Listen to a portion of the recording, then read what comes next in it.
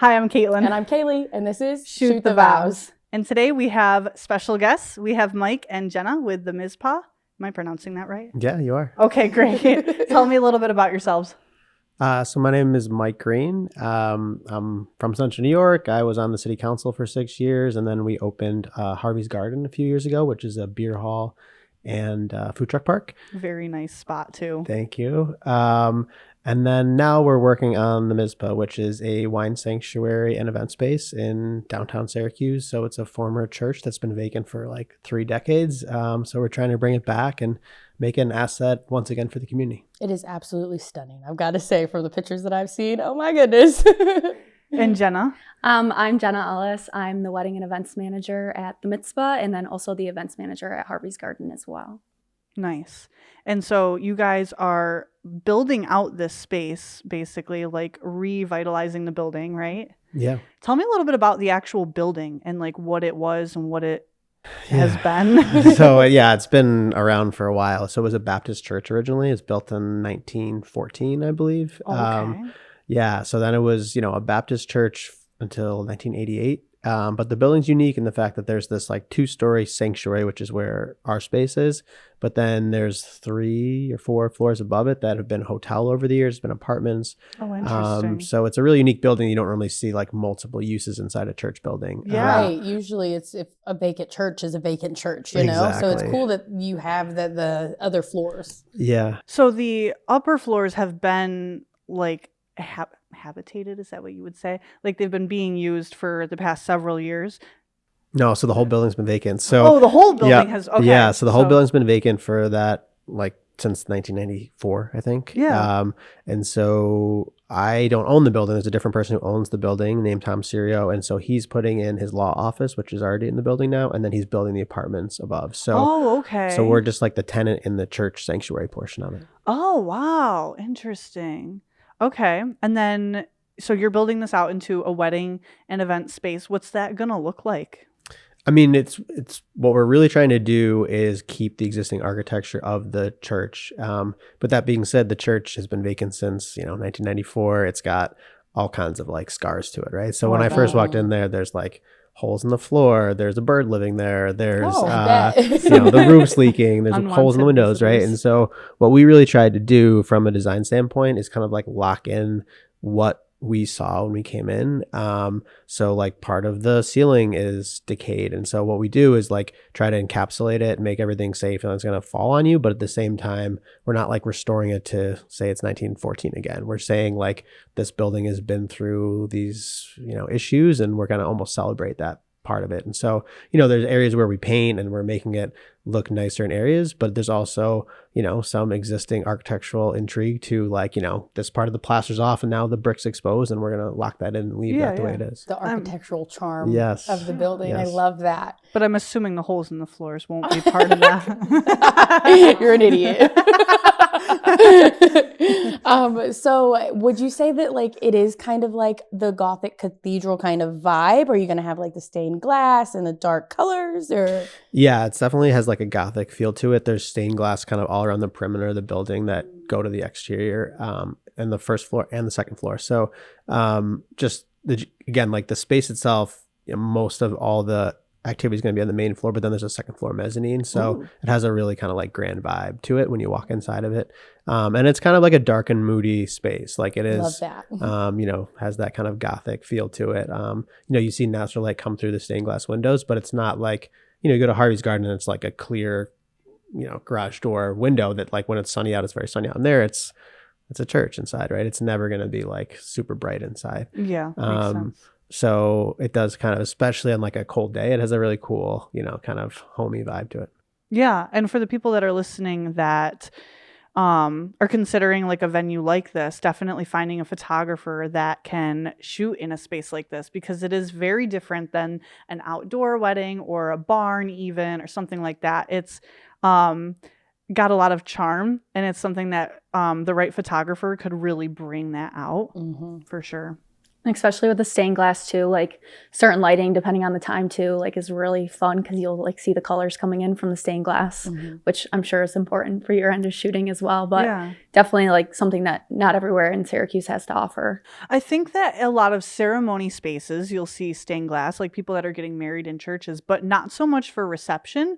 So that's really unique for sure. Well, and like from video side of things, you can kind of play with the stained glass. We can put the light on the outside shining in and make it look like it's sunlight or, you know, whatever, and give more of that color for pictures and for video purposes. So I love it. Yeah, it definitely sounds like it's going to be fun. And you guys you said something about a wine wall? Yeah, so we're going to have this self-pour wine system that you can sample different wines by the ounce. So if you want to try, you know, a sample of 1 ounce, you can, or a full glass, because we just think that's a really cool way to celebrate, you know, some of the local wineries in particular, but, you know, any kind of wine. And so the plan is we're going to be open as a wine bar to the public Wednesday, Thursday, Friday each week. And so, you know, particularly for people that work downtown or coming downtown, it'll be a really, you know, cool place to get drinks with friends. And then we also view it as just a way for people to experience the venue, that they can go in and, you know, hopefully find it to be a really interesting place. And then, you know, they want to have their event there, right? Right? So I love that. And imagine having a first date there on like a Tuesday, you know, and not thinking of it. And then 3 years later, you're getting married there. Like, how cute. Yeah, that sounds really nice. And so you're going to be managing all of the weddings and events and all of that? Yeah, so that's where I come in Saturday through Tuesday. We will be close to the public for weddings, galas, fundraisers. Really, the sky's the limit with the space because it is so versatile, which is something that I love about it. And even if you had 50 guests or you had a wedding of 200, the space doesn't feel small if you do have smaller guest count for your wedding, which gives like that homey feel too, as well with the lighting and the dark and moodiness of it. So that's really fun as well. Yeah. So tell me a little bit about like what is included when a couple books a wedding with you guys. Have you like kind of ironed all of that out yet? So from the wine wall or from the couple's From what's included? Okay. So once you book with the Mizpah, the venue itself is included. So that's a 4-hour period from the beginning of your reception to the end. If you wish to add more hours, more than welcome to. We don't have a city ordinance time that I'm aware of. So party all night long if you wish. We also have bar packages available, which with that, the wine wall that Mike was talking about as well, like if there was a certain wine that a couple liked, like we'd be able to pull off a wine that you're like, heck no, like not for me, and put on a wine that's either meaningful to you or you maybe had on your first date when you came to the Mizpah, or a family wine that's very popular, and so on and so forth. So we'll have 24 different wines on the wall. So we really love to work with couples and ensure that it's something that they like and that their guests like. Are they local like wines, like wineries? We can switch it out. So, I mean, I think we'll always have some local representation, but, you know, you could make it whatever you want it to be. That's really cool. So if there's like big Italian roots, like getting a wine from Italy or California, or really sky's the limit. Distributors might be the limit, but tables and chairs also included. We have seating up to 250. We also decided to go with a mix of long rectangular tables as well as round tables for the space. We felt like it kind of fit. If that's not something the bride and groom want, we'd obviously be able to bring in more round tables if that's something they wish for as well.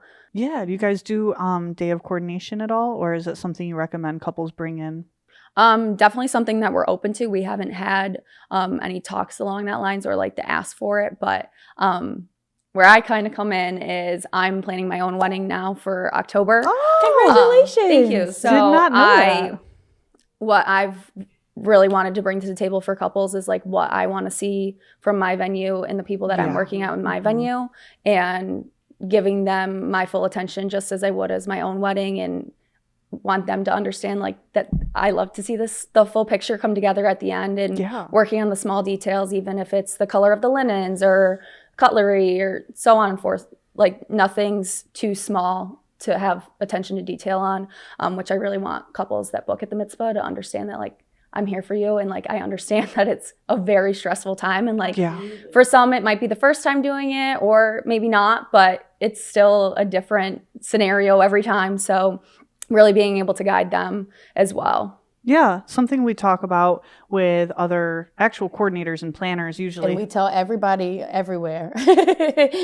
Did you know what I was going to say? I think so, because I was about to say it. I've been thinking about it. There's a difference between venue coordinators and day of coordinators. And sometimes the venue will do day of coordination, but we always tell people to ask because there is a huge difference. Big difference. So a lot of times like the venue coordinator will be, I don't want to say like they're out for the venue, they're looking out for the venue, but that's what their focus is. Whereas a day of coordinator is there for the couple. And so it's nice to have somebody that does both. But like I said, always ask. And if you don't have a day of coordinator kind of in the package, then bringing one in is always a good idea. Yeah, and I think that's something we've kind of played around with too is like, will it be me or is that someone that like we're like, hey, we recommend Megan or whoever? It's where a lot. They know the venue. I've worked with them. We know how to work off each other. And still at the end of the day, it is about the couple. Yeah. Well, and we know from personal experience of working at some other venues, because, we've worked around different venues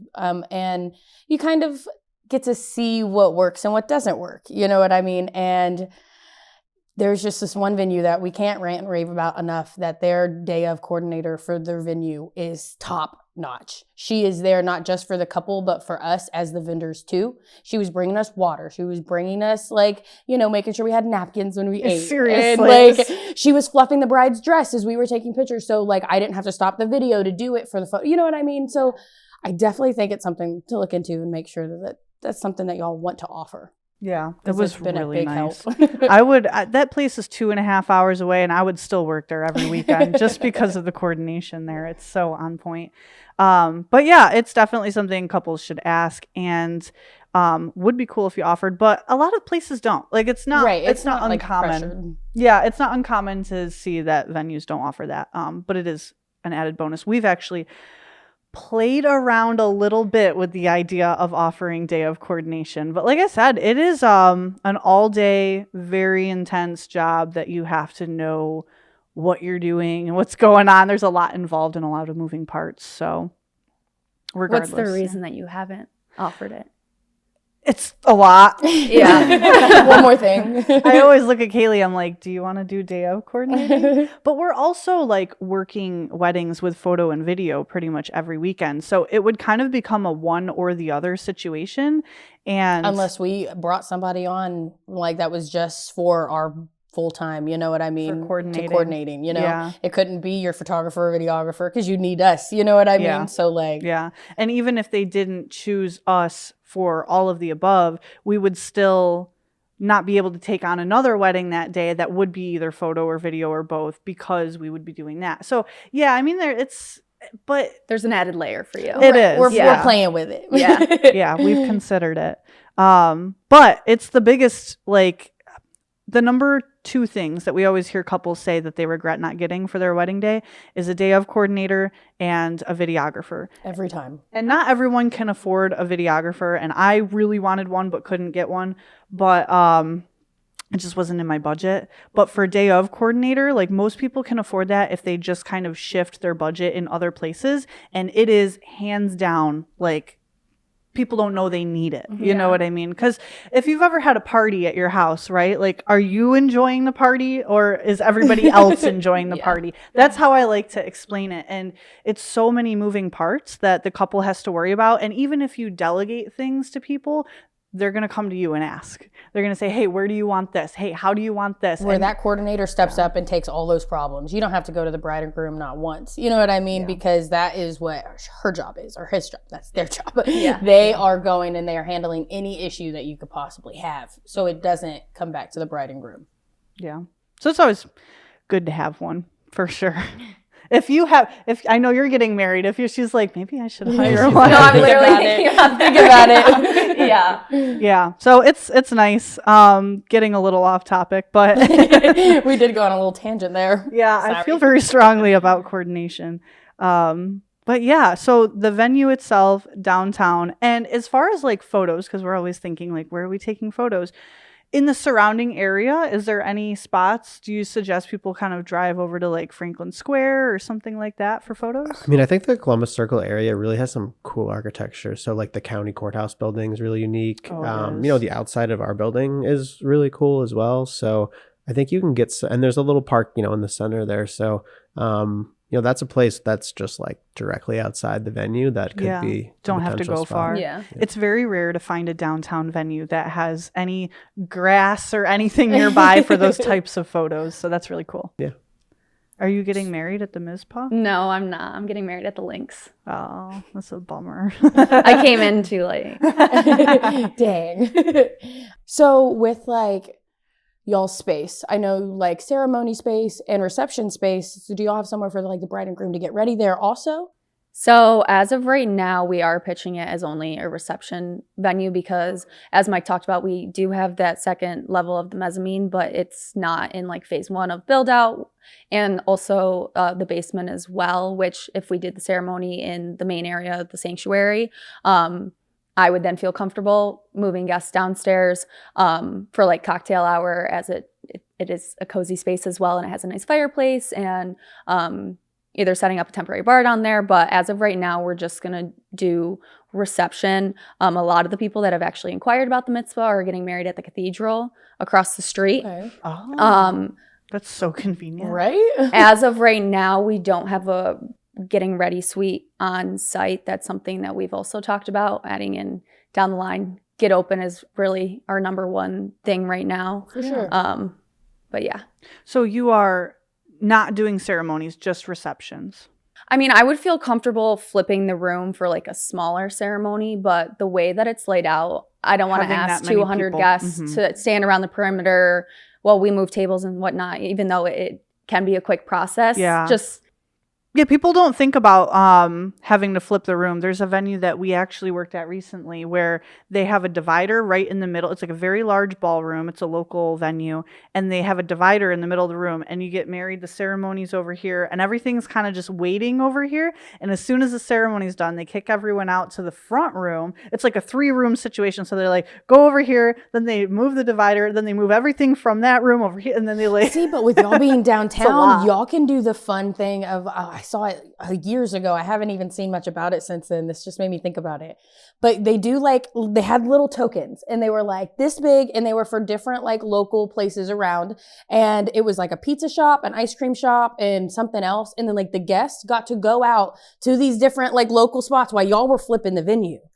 Oh, Yeah. wow. They go out and they get to see the town and explore it. And like I said, these tokens paid for it. They're obviously like in cahoots with one another, you know? So like, yeah, I think that would be really cool. Oh, yeah, Something that's like very- partner with a couple businesses. yeah, and do, that's like, unique. And something else that we kind of teetered the idea of with the mezzanine area, once that becomes available, is having guests potentially up there. And then the couple across the way, if you've seen the photos in that raised stage where the choir used to sit during church services. Oh, yeah. So couple gets married and their guests are across the way in the mezzanine. And we actually kind of tried it out, and it was like, you would think it was like far away, but it really wasn't. And there was like no bad seat in the house. So That's love very that. cool. it's not traditional. There's Yeah. not really a walk down the aisle moment for the bride, but with the space, it's very unique. And we were like, well, if it's this unique, like dive into the uniqueness kind of thing. So Oh, for sure. Lean with into it. that, the reception area downstairs would be able to be set up as well. But then you go into like the first look with the room with the couple, if that's something they wish to do. It's kind of ruined with that aspect. Yeah. But yeah, there's a lot of different ideas kind of jumping Well, around. and that's the benefit. Y'all being so new, y'all get to play with all these ideas and all the different things. You know, you don't have to go with just traditional. Yeah. And see what works and kind of lean into that. Right. There's a lot of venues that I've worked at that are not, they do things a little like differently. And I don't think that that's a bad thing. There's one venue, it's actually my favorite of ever, not the other one. That's my second favorite. I'm not naming names because I don't want them to get hurt if they listen to the podcast. But this particular venue, you actually come from behind the altar. So it's very different because in most situations, the bride is walking past the guests up to the altar. But in this way, she's actually coming from the other direction, but they make it work. And as a photographer, I'm kind of like hiding behind a tree, like standing in a bush, but it works out for me because I'm flexible and I can do that. I mean, that's something we have capabilities of doing as well with the stage area. That's not a stage anymore because we leveled the floor, but back down there, there's like a staircase that goes downstairs that we could tuck the bride away, and she comes up through there in the arch, and it's like she has her moment, but not traditionally walking down the aisle if guests choose to get married there, ceremony. Yeah. So again, a lot of options. Yeah, no, seriously. And like I said, seeing what works, and I'm sure that different couples have different preferences too. Yeah. And I'm sure as the years go on, y'all are going to find that this way works a little bit better than those ways. And you might have to scrap one of your original ideas. For sure. Yeah. There's You so know? many things I did early on in my business and I'm like, never doing that again. Or I tried something new and I'm like, oh, wow, that worked so well. I'm doing this Why haven't at I done every this wedding. before? Yeah. So I always tell people that I have like an emergency kit for every wedding. And like each emergency that I have at the previous wedding helped me put another thing in the kit. So I have like all these just different- continually growing. yeah, there's always something. I'm like, oh, didn't think that could ever happen. But yeah, it always works out. So thank you so much for coming on the show, Yes, though. I thank you think for having us. And you guys are officially opening in the next month? Yeah, or sometime in two? April is what we're Okay, hoping for. awesome. That's so exciting. That's amazing. I can't wait to see all the brides and all the pictures and all the stuff, you know? It's exciting, especially in the Gothic cathedral like look. You don't really see much of that around here. Yeah. Yeah, it's going to be beautiful. I'm really excited. I don't think we have enough downtown spaces. We only have a few. So it'll be cool to have another option. All right. Well, thank you so much for Thanks for coming having on, us. guys. Yeah. As always, guys, if you have any comments, questions, or topic requests, be sure to drop them down below. We'd love to feature it in the next video.